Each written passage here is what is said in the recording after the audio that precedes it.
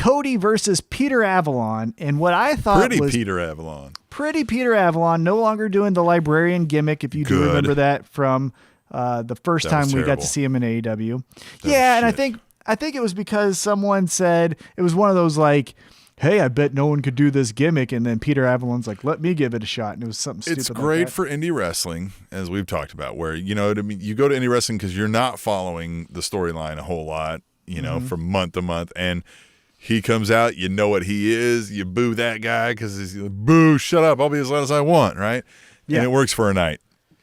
But it can't work for AEW television. Like, I don't know how you Blue make it work. Pants is still trying to do it. I forget her name in AEW, but we remember when we were introduced to her in NXT, her name was Blue Pants, but she's still trying the librarian gimmick. It's not getting over for her either. But what I was going to say is, yeah, remember that? That was a thing in NXT.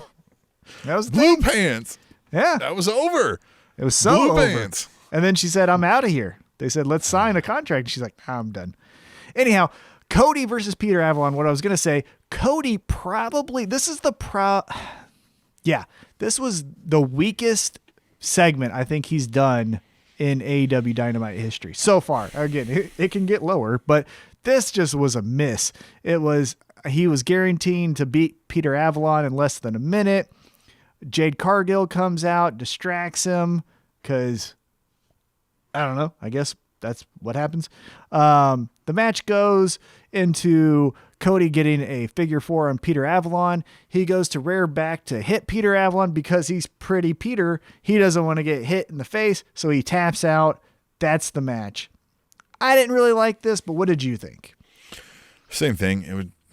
Nothing was intriguing about it, really. Pretty Peter Avalon, I was excited. I was like, oh, new gimmick.